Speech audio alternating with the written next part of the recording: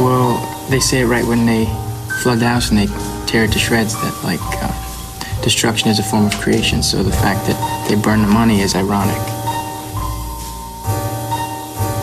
They just want to see what happens when they tear the world apart.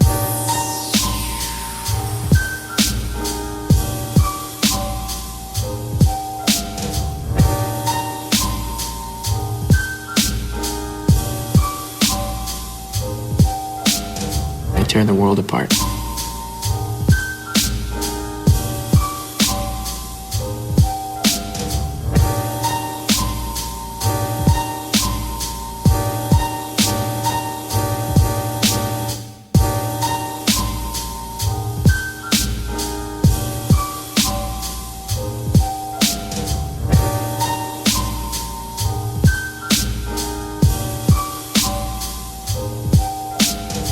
Tear the world apart.